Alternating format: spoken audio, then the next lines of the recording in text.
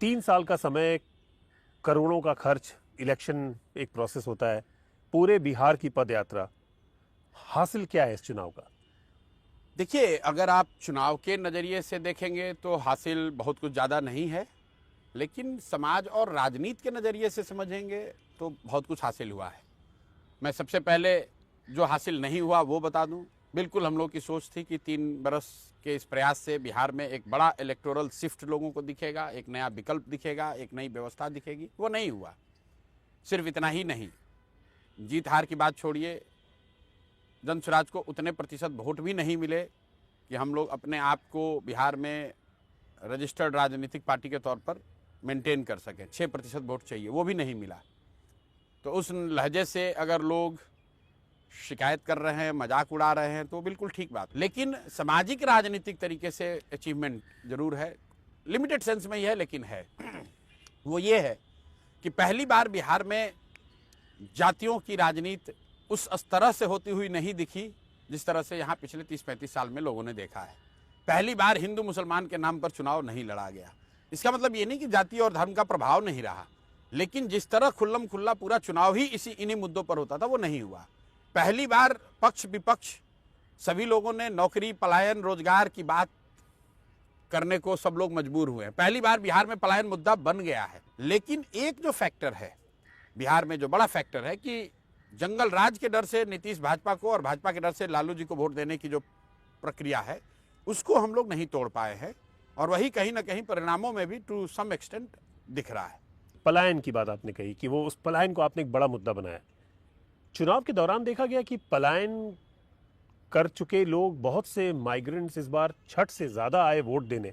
जो एक्सपर्ट्स थे उसको अलग अलग तरीके से देख रहे थे, सेफोलॉजिस्ट अलग तरीके से देख रहे थे, लेकिन जब वोट शेयर आया, जब परसेंटेज आया, तो लगा कि वो सारे, ऐसा लगता है कि एनडीए को वोट देने आए थे क्या? नहीं, ऐसा नहीं है, क्योंकि अगर आप एग्रीगेट टर्म्स में भी देखेंगे तो जो महागठबंधन का वोट है वो तो जितना था उतना ही बना हुआ है।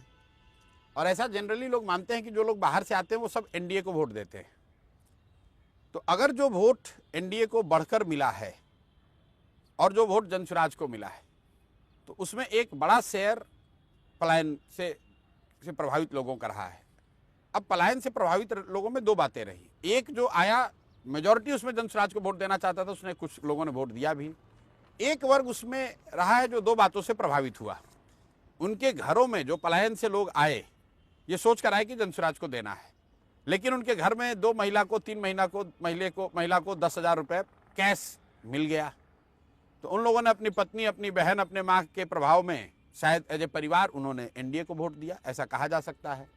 और दूसरा, जो लोग वहाँ से लौट कर आए, ज़्यादातर ये मानते हैं लोग कि जो लोग बाहर से आते हैं वो एनडीए के, महागठबंधन के, राजद के जंगल राज की वजह से उनको वोट नहीं देते। तो इन लोगों को जहाँ ये लगा कि जनसुराज जीत नहीं पाएगा, चाहे उनका वहम ही हो, उनका आकलन हो, तो वहाँ पर वो लोग वापस शिफ्ट हो गए एनडीए की ओर, ऐसा लग रहा है। तो जब ये 10,000 वाली जो बात आपने कही, जो 10,000 इतना बड़ा फैक्टर अब आपको भी लग रहा है था, जिसको अब हम लोग कह रहे हैं कि उन्होंने, मतलब, या लोग उसको उस तरह से देख रहे हैं कि एक तरह से पैसे के दम पे वोट लिया, लेकिन आप तो खुद पॉलिटिकल स्ट्रेटजिस्ट रहे हैं, आपने न जाने कितने इलेक्शंस में स्ट्रेटेजाइज किया है, गुजरात से लेके अमरिंदर सिंह से लेके साउथ तक।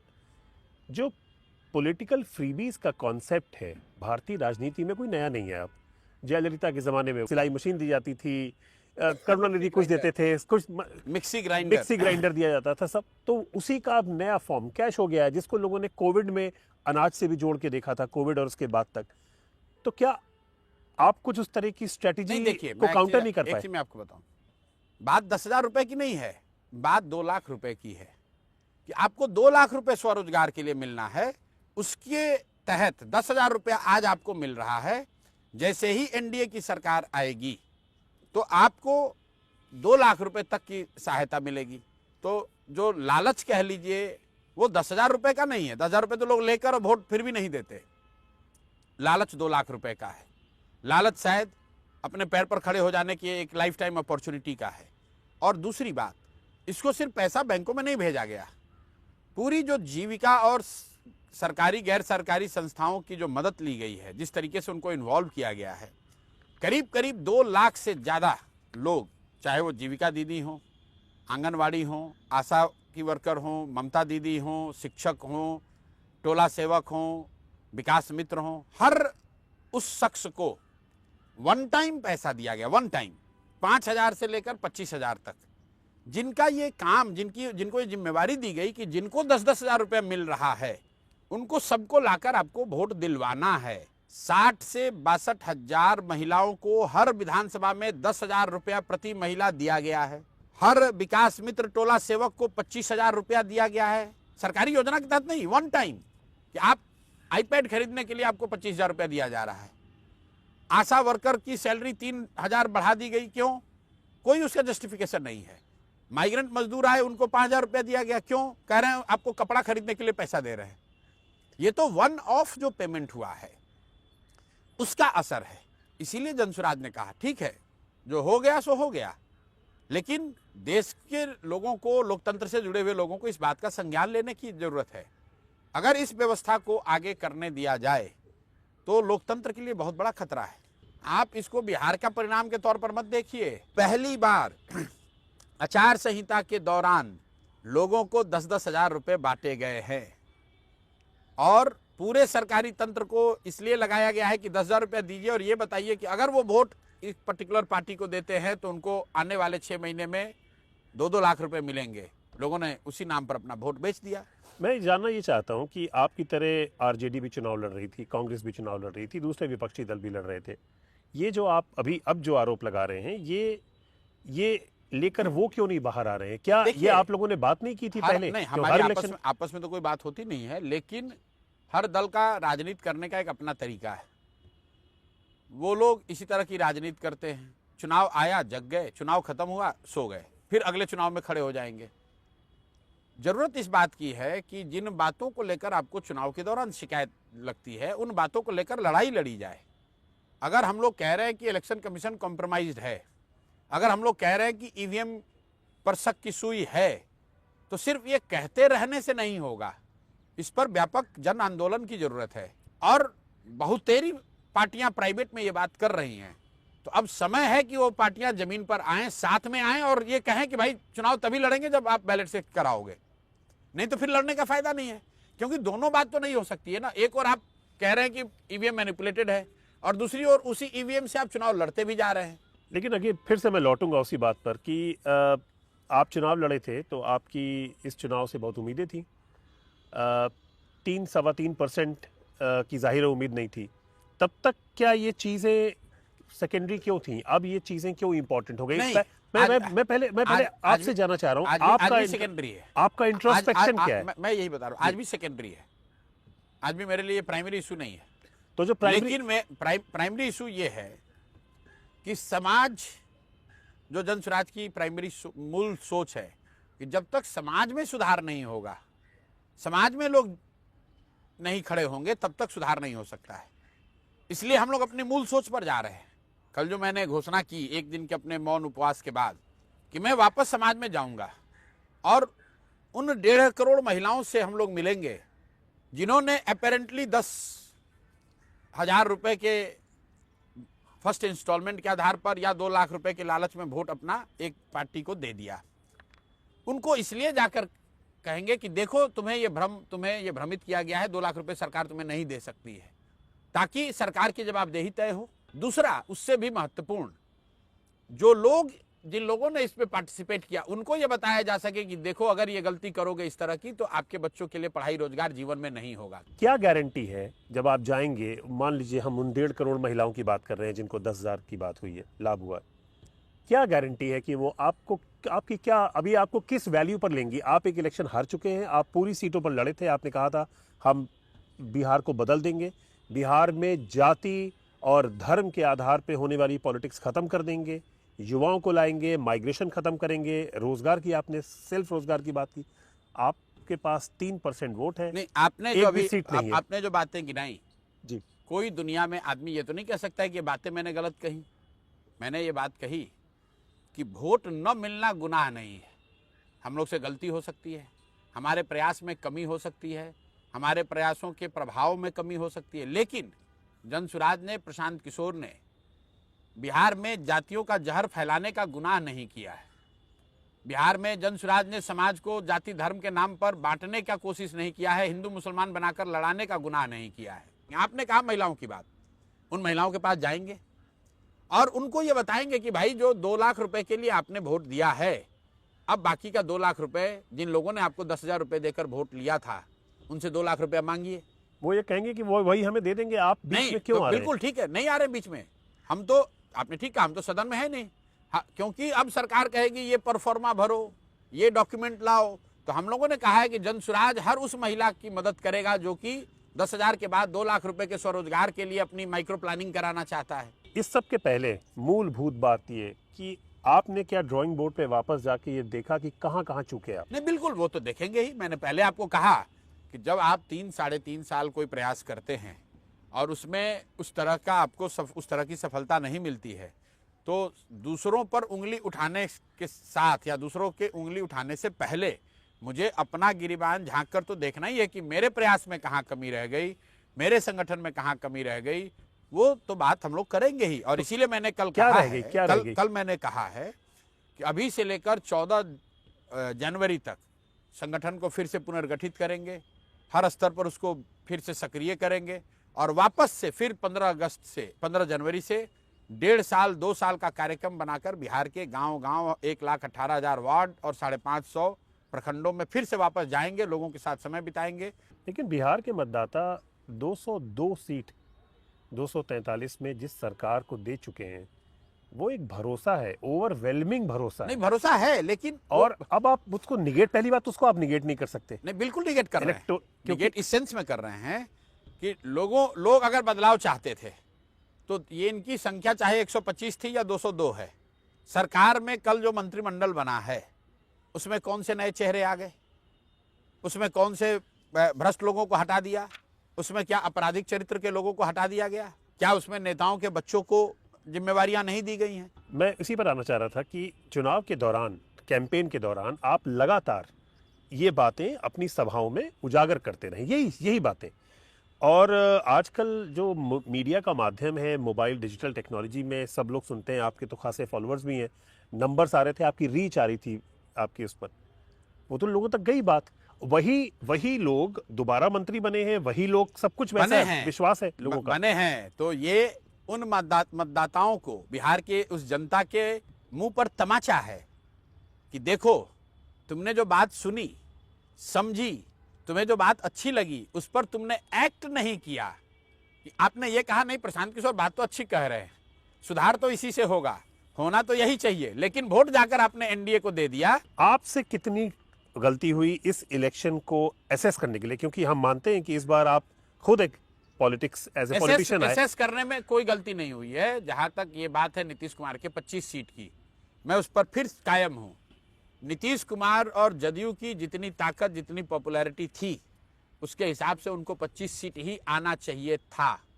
लेकिन देखिए, ऐसा है, हम और आप दो लोग यहां पर दौड़ना शुरू करते हैं, 500 मीटर की दौड़, 400 मीटर की दौड़ है, और आपसे कोई पूछता है ये राहुल और नीतीश दौड़ रहे हैं, इसमें कौन जीतेगा? आपने आकलन किया, देखा भाई राहुल ज्यादा फिट है, राहुल जीतेंगे, नीतीश तो इतना फिट नहीं है। अब दौड़ शुरू हुई, नीतीश कुमार दौड़ना छोड़कर मोटरसाइकिल पर बैठे और दौड़ जीत गए। तो आप तो यही कहेंगे इस दौड़ का विजेता नीतीश कुमार हैं। लेकिन अगर वो सत्य है तो ये भी सत्य है कि नीतीश कुमार खुद से नहीं दौड़े हैं, मोटरसाइकिल पर बैठ के उस रेस को पूरा किया है। चर्चिल जो सबसे मशहूर प्राइम मिनिस्टर थे इंग्लैंड के, उनका बड़ा अच्छा कोट याद आ रहा है आपकी बातें सुन के, और आप खुद स्ट्रेटजाइज करते रहे चीज़ों को। उन्होंने कहा था कि elections are the litmus test for a politician, only after a result लोग ये एसेस कर पाते हैं कि कौन सदन में जाने लायक है, कौन जाने लायक नहीं है, फिर उसके बाद you can make as much noise as you want. क्या प्रशांत को अब हम लोग थोड़ा सा अपसेट देख रहे हैं? क्या हम थोड़ा सा, आपने खुद भी कहा आप इम्पेशेंट हैं। आपने चर्चिल की बात कही, मुझे अच्छा लगा कि आपने चर्चिल का उदाहरण दिया कि जिस चर्चिल ने कहा कि चुनाव ही अल्टीमेट लिटमस टेस्ट है, वो चर्चिल सेकेंड वर्ल्ड वॉर जीतने में इतनी बड़ी भूमिका अदा करने के बाद भी इंग्लैंड में चुनाव हार गए। ठीक है, लेकिन जब इंग्लैंड का राजनीतिक सामाजिक इतिहास लिखा गया, तो सदी के सबसे बड़ा नेता किसको बताया गया? चर्चिल को बताया गया इंग्लैंड में।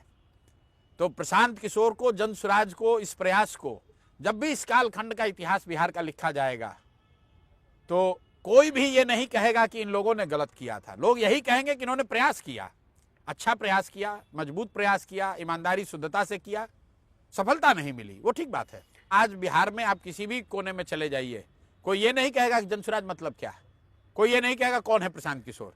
हर व्यक्ति कहेगा अच्छा वही है जो बहुत बोल रहे थे। मेरा विरोधी होगा तो कहेगा हाँ बहुत बोल रहे थे, वोट नहीं मिला, बहुत अपने को होशियार समझ रहे थे, बिहार की जनता ने औकात दिखा दिया, यही तो कहेगा।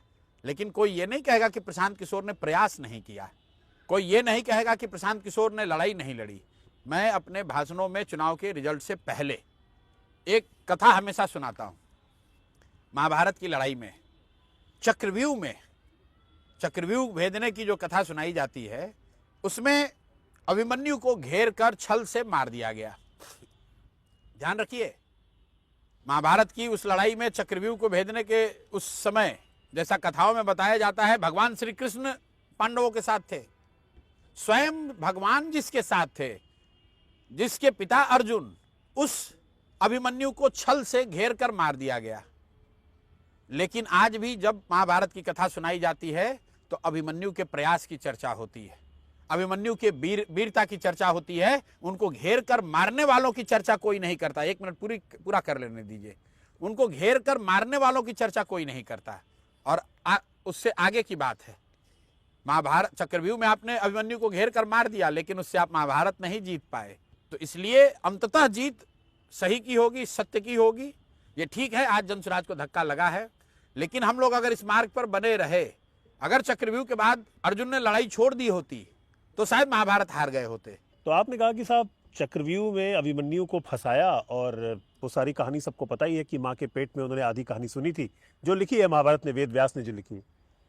लेकिन जिस तरह से अभिमन्यु को मारने वालों को मारा गया, जयद्रथ वध जो हुआ, और जो तमाम लिखी गई है महाभारत में, जिस तरीके से उसको प्लान किया गया, स्ट्रेटेजाइज किया गया, तो और जो जब गांडीव रख दिया अर्जुन ने, तो कृष्ण उनको लेके जब गए कुरुक्षेत्र के अलग, उन्होंने कहा, जब जो पूरी गीता है, उन्होंने कहा कर्म करो, कर्म में ये अच्छा बुरा मत देखो, और जो अचीव करने के लिए जो भी तरीका है वो ये युद्ध है, रणभूमि है। ये आप आइडियलिज्म का रास्ता लेकर कैसे बिल्कुल लोगों बने के पास रहेंगे, जाएंगे?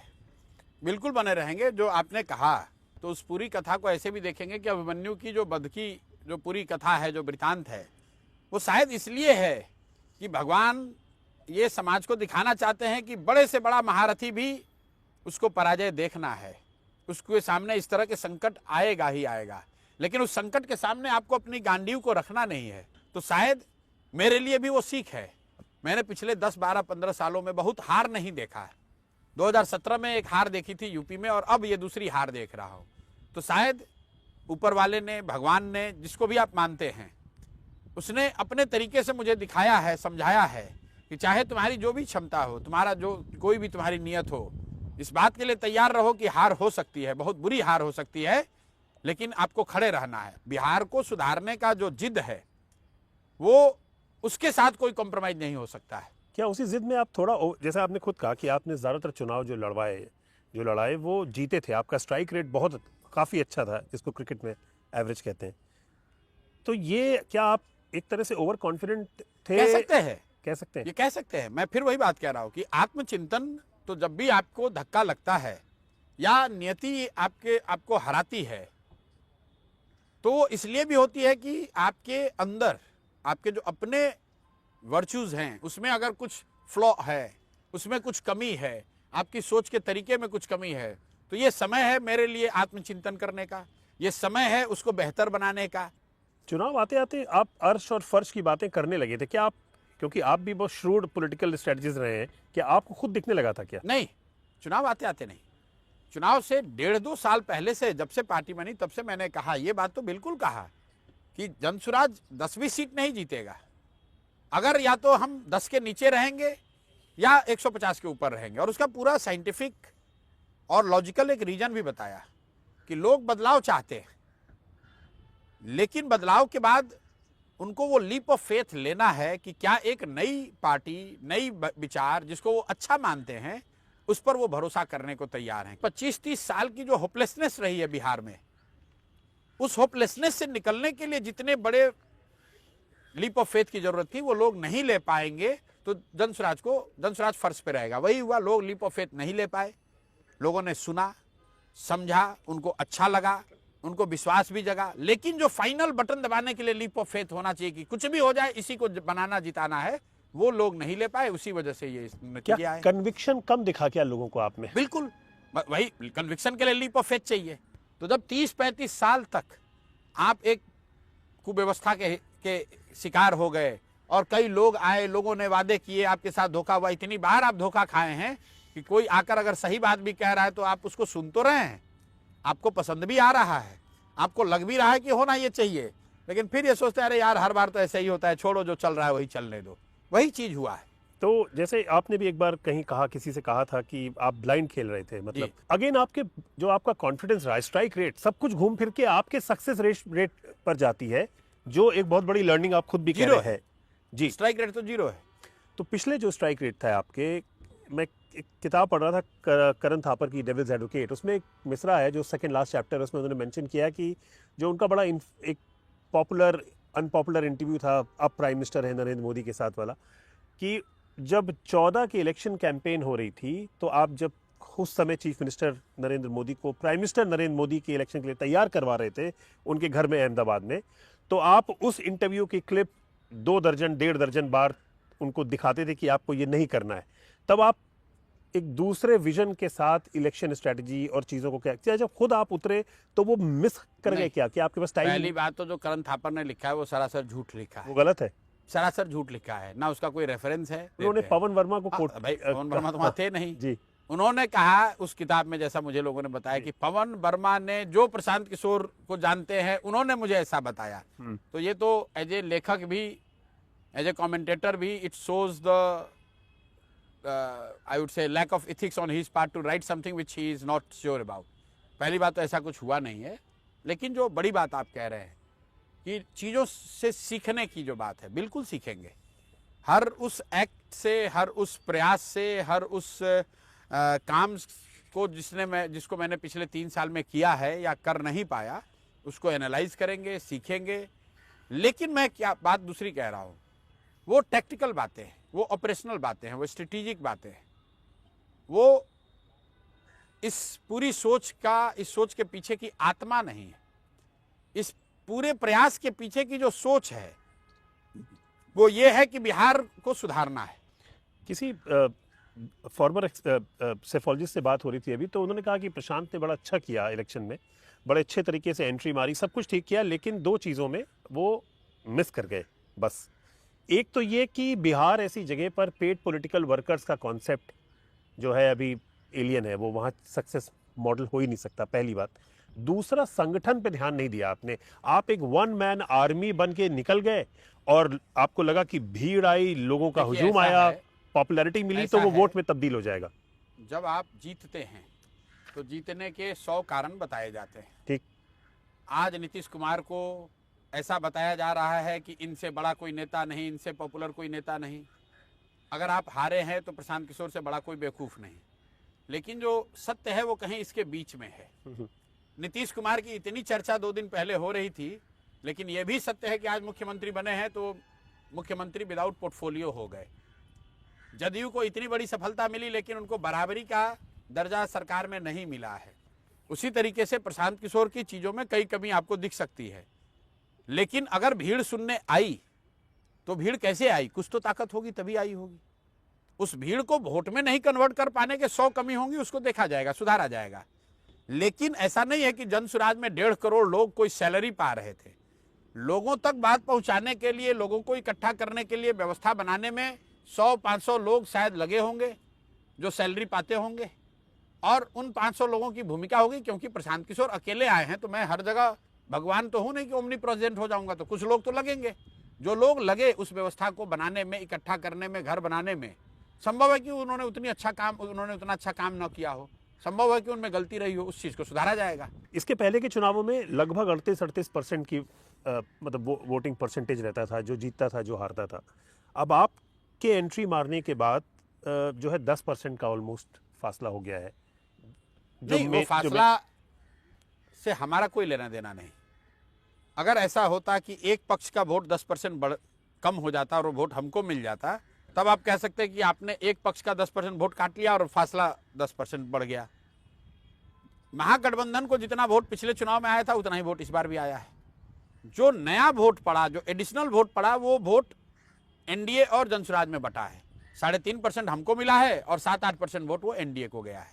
तो अभी भी आप ये कहेंगे कि आपका जो वोटिंग परसेंटेज है वो मे बी आप यूथ, विमेन, युवाओं, माइग्रेंट जिनको टारगेट कर रहे थे उसका बहुत कम मिला परसेंटेज और भाई एनडीए हम को लोग ज्यादा का फायदा हुआ। जो सोच था कि माइग्रेंट, महिला और यूथ, ये 3 लोग वोट हम लोग को देंगे।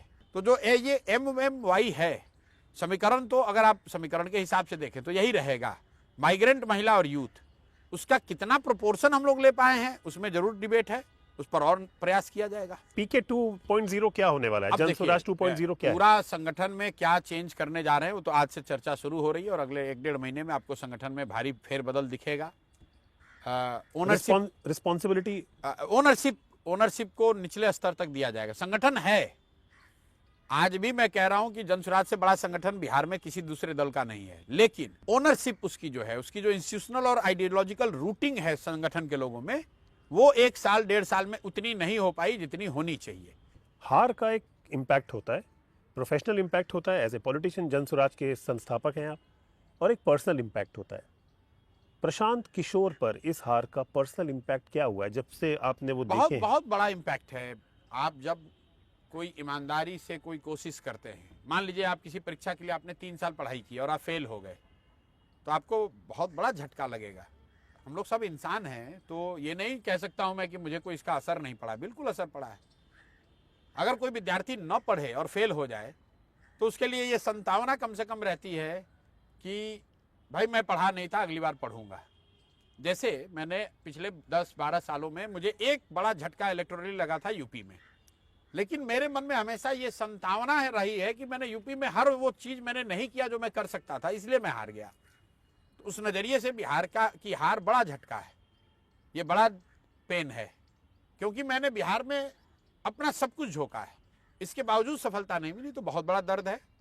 लेकिन अब ये मुझ पर है कि उस दर्द को लेकर मैं कराता रोता रहूं या उससे सीख कर आगे बढ़ूं। क्योंकि आप इतना खुल के बात कर रहे हैं और फ्रैंकली एक्सेप्ट कर रहे हैं, तो लाजमी आपसे पूछना कि जब नतीजे आ रहे थे और जब उसी दिन शाम को क्या ये ख्याल तो आया होगा कि अब हो गया यार, छोड़ो, नहीं आया। ये यार हमारा मतलब नहीं हम लोगों को जिताने के लिए ज्यादा बेहतर। एक मिनट के लिए भी नहीं आया। मैं आपको बताऊं, मैंने नतीजे कोई 15-20 मिनट ही देखे, मैंने पूरा नतीजा देखा ही नहीं। जो मैंने पहले कहा था अर्श पे या फर्श पे, मुझे 15 मिनट पे लग गया कि ये फर्श पे है, इसलिए मैंने नतीजे देखे नहीं, मैं चुपचाप बैठा हुआ था।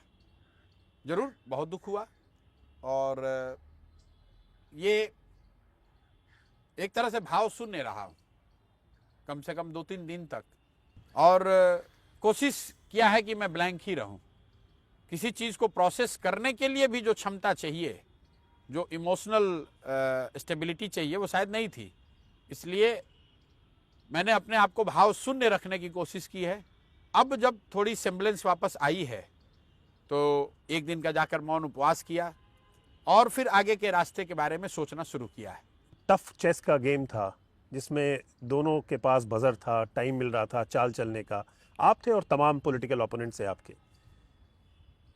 लास्ट लाफ वाली जो बात होती है उसको कैसे डाइजेस्ट करेंगे? आप तो हमेशा विनिंग साइड पर रहे हैं आमतौर पर। नहीं, हमेशा नहीं, एक बार यूपी में हारे थे। डाइजेस्ट ऐसे करेंगे कि जब मैं भी जीता था तो जो हारा था उसको इतना ही दर्द हुआ होगा, तो आज मेरी बारी है, आज मेरे हारने की बारी है, तो वो दर्द, वो मजाक मुझे सहना पड़ेगा। अगर आज लोग मेरा मजाक उड़ा रहे हैं तो मुझे इस बात का एहसास होना चाहिए कि जिस दिन बंगाल में मेरी बात सही हुई थी तो दूसरों का मजाक बना था। तो ये तो जीवन है। कभी जब आप जीतते हैं तो लोग तालियां बजाते हैं, तारीफ करते हैं, लोग आप में अच्छाई देखते हैं, लोग आपको सर्वशक्तिमान बताते हैं, सबसे समझदार दिखाते हैं। जब आप हारते हैं तो आपको बेवकूफ़ बताया जाता है, आपको गलत बताया जाता है। ये जीवन का हिस्सा है, आता जाता रहता है, और यही कैरेक्टर बिल्डिंग भी है। बहुत बहुत शुक्रिया बीबीसी हिंदी को एक बार फिर से अपना धन्यवाद। कीमती समय देने के लिए। धन्यवाद, बहुत बहुत शुक्रिया। धन्यवाद।